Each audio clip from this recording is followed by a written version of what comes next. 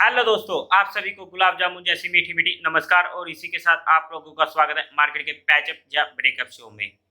I know कल का market का पैचअप और ब्रेकअप शो नहीं आ पाया था क्योंकि ड्यू टू सम इमरजेंसी, लेकिन कोई बात नहीं। अगर मैंने आप लोगों को बताया था कि अगर मेरे हाथ में रहा कि अगर मैं जल्दी पहुंच जाता तो मैं आप लोगों के लिए अपलोड भी कर दूंगा, बट सॉरी उसके लिए नहीं कर पाया था।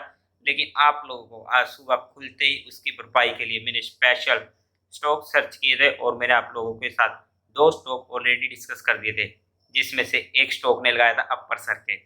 जी हाँ, वो स्टॉक था नज़ारा, जिसने आज नज़ारे दिलवाए थे। पिछली बार हमारे नज़ारे लूट के ले गया था, लेकिन आज उसने पूरा का पूरा कवर अप एक ही दिन में कर दिया। अब तो आज के दिन उसमें दोबारा से एंट्री बनी थी।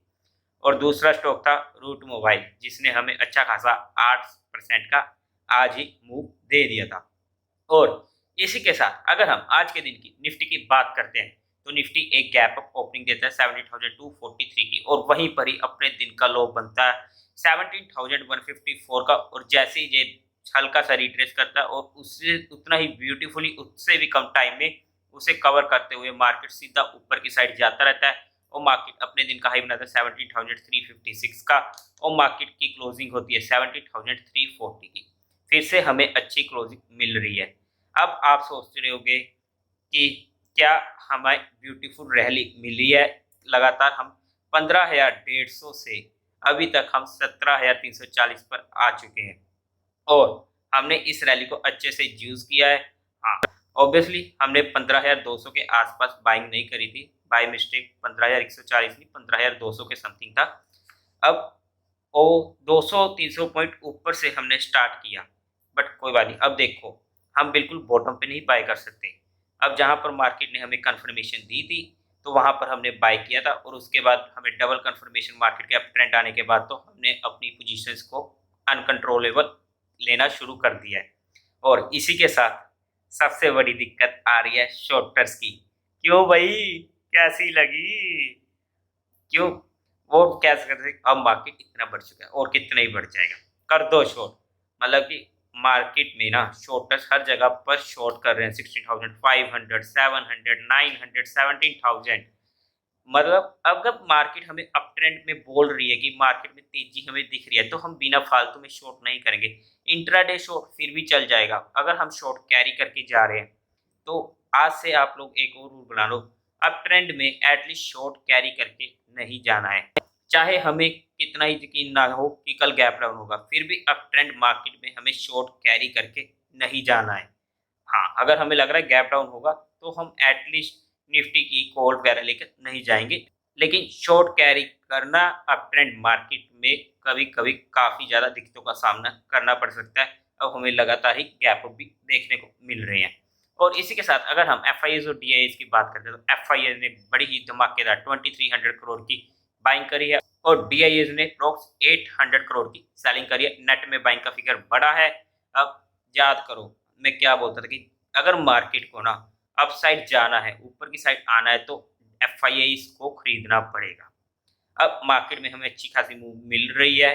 अब आप लोग समझ रहे हो कि एफ की वैल्यू क्या है, आने वाले 10-15 सालों में क्या रहेगी मुझे नहीं मालूम, क्योंकि उस टाइम टी के पास भी पैसा अच्छा हो जाएगा, तब हमें एफ की जरूरत भी नहीं पड़ेगी। लेकिन फिलहाल एफ की भी हमें जरूरत है। अगर हम स्टॉक इन फोकस की बात करें तो एक स्टॉक, हालांकि मैंने उसका शॉर्ट बनाकर भी आप लोगों को बता दिया था, इंडियन शॉर्ट। अब हमने इसे हर लेवल पे ऐड किया 210, 230, और अब रिसेंटली आज के दिन इसने ब्रेकआउट दिया शाम के वक्त 269 पर इसका ब्रेकआउट होता था और वहां पर हमें ब्रेकआउट देखने मिला है, वहां पर भी हमने और ऐड किया। मतलब कि इस स्टॉक में हमने एवरेज अप करी है।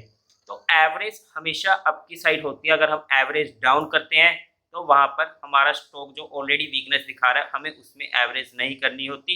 इस बात से ये चीज़ भी जरूर सीखने को मिलेगी आपको। जब हमें मौका मिलेगा एंट्री करने का हम करेंगे, ऊपर के लेवल पर भी करेंगे। तो इस बात को समझिएगा। और इस स्टॉक ने आज अच्छा खासा ब्रेकआउट दिया है और जो अब शॉर्ट टर्म से मीडियम टर्म में भी शिफ्ट हो चुका है। अब क्या जैसे सीधा ब्रेकआउट देगा ऊपर की साइड 10-15% भाग जाए, हो सकता है। क्यों नीचे रिट्रेस करने नहीं आ सकता? आ सकता है। अब इसका मतलब क्या सर, आपने तो दोगली बात कर दी। देखो ब्रेकआउट मिलने का हमें कंफर्मेशन मिली है इसलिए, और वॉल्यूम्स भी एवरेज वॉल्यूम से अच्छे थे। अब अगर ये एक कुछ दिनों के लिए, जब एक दो दिनों के लिए अगर रिट्रेस भी करता है, मतलब कि वीक हैंड्स को निकालने की कोशिश करता है, तो घबराने की बात नहीं है। आराम से होल्ड करके रखो। बाकी इसके रिजल्ट आने वाले हैं। अब उम्मीद है कि रिजल्ट अच्छे आएंगे। अगर रिजल्ट में हमें दिक्कत देखने को मिलती है तो इसे एटलीस्ट ट्रेलिंग जरूर करेंगे। वैसे इस स्टॉक में कोई भी दिक्कत नहीं है। इस वीक का मोस्ट फोकस स्टॉक जे होने वाला है, इसलिए आप लोगों के साथ ऑलरेडी फ्राइडे को मैंने जे शॉट बना दी थी। आप लोग लिंक में चेक कर सकते हो। और इसी के साथ अगर हम कल के दिन मार्केट की बात करते हैं, तो सबसे पहले तो हमारे पास जो इंपॉर्टेंट रेजिस्टेंस आने वाला है वो आने वाला है 17,500 का। और अगर हम सपोर्ट की बात करते हैं तो इमीडिएट सपोर्ट हमें मिलेगी 17,150 पर, और मेजर सपोर्ट मिलने वाली है 17,000 पर। अब अगर एक चीज और बताऊं, क्योंकि कल की वीडियो नहीं आई थी, अब ना इस वीक से हमें मिड कैप और स्मॉल कैप पर ज्यादा फोकस करना पड़ेगा। देखो अच्छी रैली हुई है, मिड कैप भी भागा, स्मॉल कैप भी भागा, लार्ज कैप भी भागा, बट लार्ज कैप ने अभी आउट परफॉर्म किया है। अभी मिड कैप और स्मॉल कैप ने ना उतना आउट परफॉर्म नहीं किया। अब आप लोगों को बताता हूँ मिड कैप और स्मॉल कैप। अब ना स्टॉक्स पर नजर रखिएगा। मुझे नहीं पता कौन से दिन किस स्टॉक का नंबर लगेगा, ऑब्वियसली किसी को भी नहीं पता, लेकिन अब आपको मिड कैप और स्मॉल कैप में ना स्टॉक्स में अच्छी अच्छी मूवमेंट्स मिलने वाली है। 10-10% की मूवमेंट आपको एक ही दिन में मिल सकती है। किस दिन किस स्टॉक का नंबर लगता है ये मार्केट जानती है, बट जो स्टॉक स्ट्रेंथ में आ रहे हैं, ब्रेकआउट दे रहे हैं, वॉल्यूम अच्छे हैं, उन पर हमारी नजर रह सकती है। हो सकता है आपको 2-3 दिन के लिए परेशान कर दे, कंसोलिडेट करे, वीकेंड्स को निकालने की कोशिश करे। अगर आपका वो स्टॉक स्टॉप लॉस नहीं खा रहा, स्टॉप लॉस नहीं खा रहा, जी हाँ, अगर वो स्टॉप लॉस खा कर चुका है तो उसे एग्जिट करना हमारा हक है। अगर वो स्टॉप लॉस नहीं खा रहा तो पेशेंस रखो और उस स्टॉक को टाइम दो। वो जब फाड़ेगा ना, ऐसी फाड़ेगा कि सारी मार्केट देखती रह जाती है। जैसे नज़ारा, अब नज़ारा हमने उस टाइम पे 1900 2000 के पास लिया था और 1800 के पास हमने स्टॉप लॉस भी लिया था। कोई बात नहीं, लिया, हमारा स्टॉप लॉस हिट हुआ, हमने लिया। आज हमने उसमें दोबारा एंट्री बनाई और देखो क्या हुआ, 20% का ब्लास्ट। हालांकि 5-6% खुला था, कोई दिक्कत की बात नहीं है, लेकिन हमें अच्छा खासा मूवमेंट देखने को मिल चुका है। अब आराम से ट्रेल करते रहो। अगर इस लेवल पर एंट्री की बात करूं, अभी उसमें एंट्री नहीं बनती फिलहाल के टाइम में। अगर दोबारा से री एडिशन का मौका मिलेगा तो मैं आपको टेलीग्राम पे बता दूंगा। टेलीग्राम का लिंक आपको डिस्क्रिप्शन में मिल जाएगा, जहाँ आप direct market love affair search करके ज्वाइन कर सकते हो। और इसी के साथ ना 70,500 600 के लेवल के आसपास अगर हमें प्रॉफिट बुकिंग देखने को मिलती है तो घबराइएगा मत। अगर हमें वहाँ पे प्रॉफिट बुकिंग देखने को मिली, हो सकता है मार्केट वहाँ पर कुछ टाइम के लिए परेशान करे, लेकिन आपको स्टॉक स्पेसिफिक एक्शन पूरा मिलेगा, उसकी टेंशन लेने की जरूरत नहीं है। और अगर प्रॉफिट बुकिंग देखने को मिलती है, ये मार्केट के लिए पॉजिटिव बात होगी।